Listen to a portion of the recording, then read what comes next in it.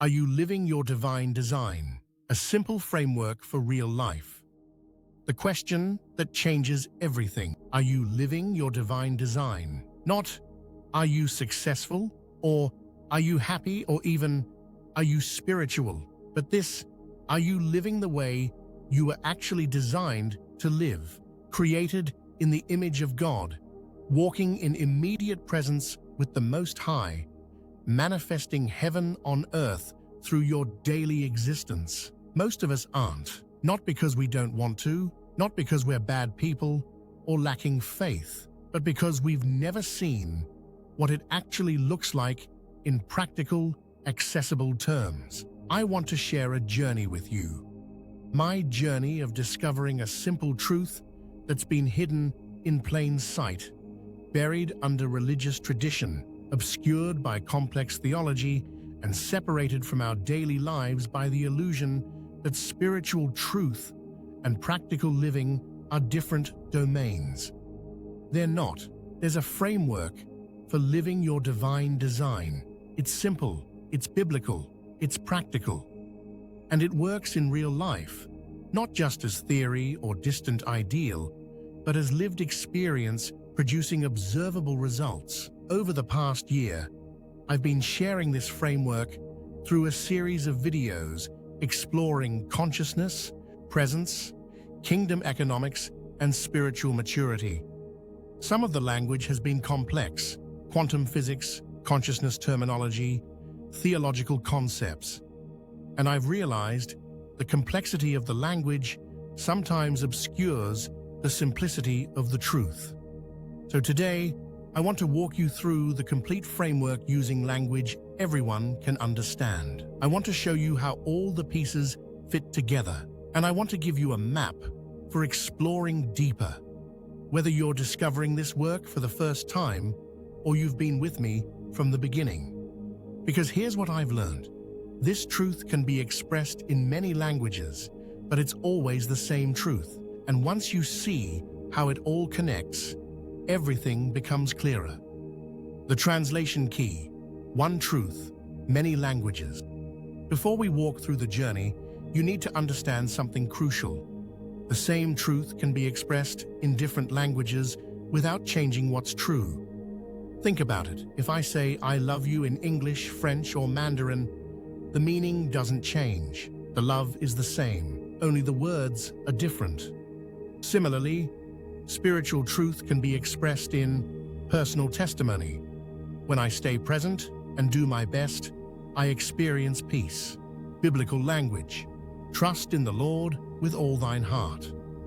Proverbs 3:5. Consciousness physics: aligned consciousness creates quantum mass that attracts provision. Same truth, different languages. Throughout my videos, I've moved between these expressions because different people resonate with different vocabularies. Some connect deeply with scripture, others find scientific frameworks illuminating. Still others respond to simple, personal testimony about what actually works in daily life. Here's the translation key. And if you want the complete, detailed version, check out our video, The Kingdom Within, addressing our practical framework. But here are the essentials. Being immediately present is to acknowledge Him in all thy ways, and also consciousness alignment with Source. Divine breath rhythm is the Spirit bearing witness with our spirit, and also frequency resonance with divine consciousness. When we refer to peace as confirmation, that is the peace that surpasses understanding. A resonant alignment signal. Doing your best by walking in the Spirit is elevated consciousness operation. Faith and action is faith without works is dead.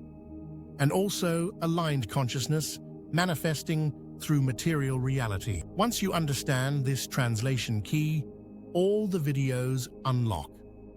The quantum physics language isn't trying to be complicated. It's describing the same spiritual truth scientists are discovering through different terminology. The biblical references aren't religious jargon. They're ancient wisdom describing consciousness principles we're rediscovering today. And the personal testimony isn't just my story, it's validation that these principles work in real life for real people facing real challenges. One truth, many languages, all pointing to the same reality. You were designed to live in immediate presence with God, co-creating kingdom reality through consciousness aligned with divine will. Now let me show you how I discovered this, piece by piece, and how it all fits together. The beginning, discovering immediate presence. The journey started with something simple, almost absurdly simple. I realized that I have no power to change my past. I cannot freely move forward to some desired point in the future. But in this present moment, right now, I have overwhelming power in my thoughts, in my words, in my actions. If I'm self-aware in this present moment, I can make cognizant choices about my thoughts. Those choices inform my words. They're revealed in my actions. And if I choose to do my very best in each moment, I have faith that the very best will be my experience. That's it. That's the foundation. I started sharing this in my first video, Immediately Present, Moving in Love. The practice is simple.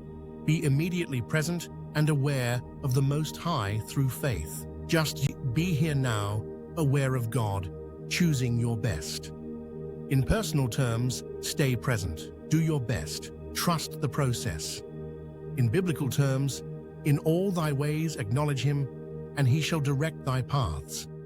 Proverbs 3-6. In consciousness terms, present moment awareness aligned with Source creates optimal conditions for divine guidance and provision.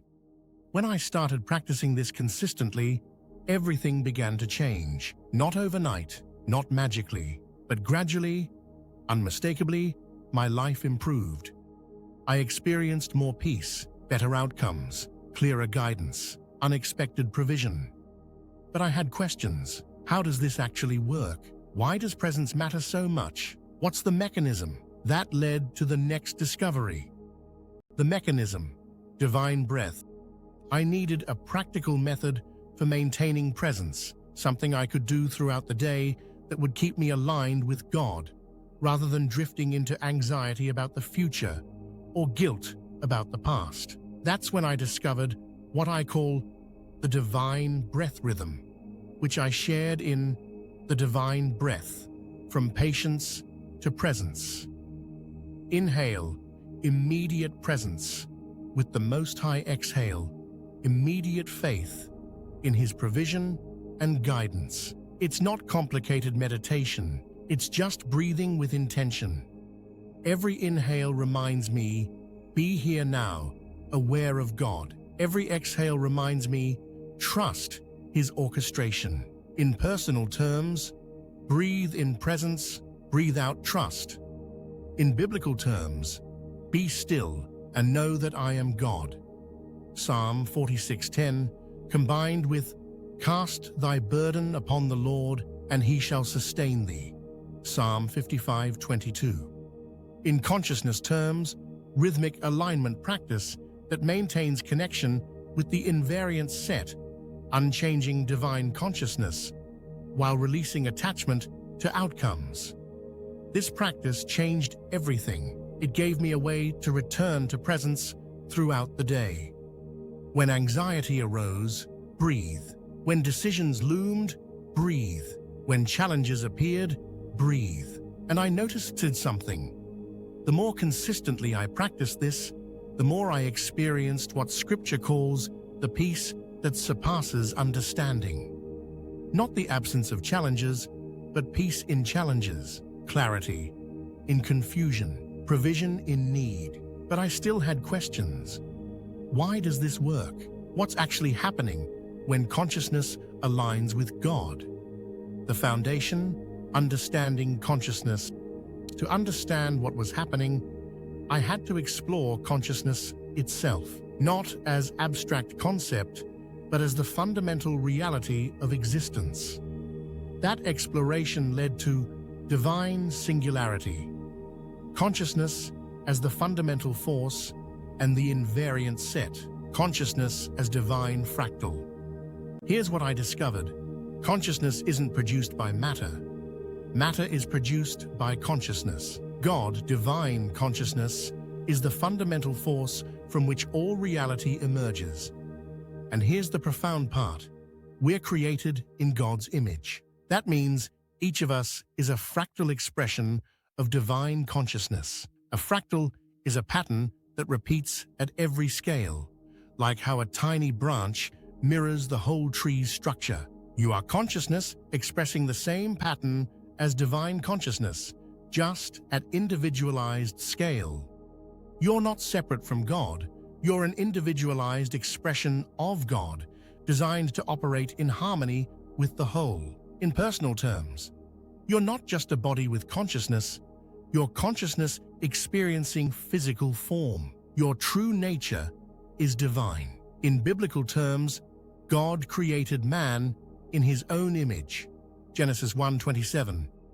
Know ye not that ye are the temple of God, and that the Spirit of God dwelleth in you? 1 Corinthians 3:16.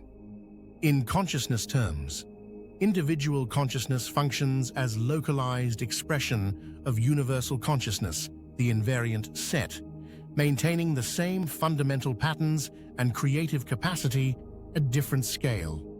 This revelation changed how I understood everything. Prayer isn't reaching up to distant God. It's aligning with God who is already present as the ground of your being. Sin isn't just breaking rules, it's operating out of alignment with your true nature. Salvation isn't escaping yourself, it's remembering who you actually are. And this led to the next insight. If we're created to co-create with God, what does that actually mean practically? This concludes part 1 of Are You Living Your Divine Design? A simple framework for real life. We've explored the translation key, showing how personal testimony, biblical text, and consciousness physics describe the same reality, and we've walked through the foundational discoveries. Immediate presence as power in this moment, divine breath as the practical mechanism, and consciousness itself as divine fractal expression. In part 2, we'll continue the journey through discovering co-creation, mastering spiritual curriculum, living without resistance, the path of least action, greater works, gratitude and abundance, and the flow economy of the kingdom. If this journey is resonating with you, please like, subscribe, and share. Continue to part 2 to explore how these principles unfold into practical life application and kingdom economics.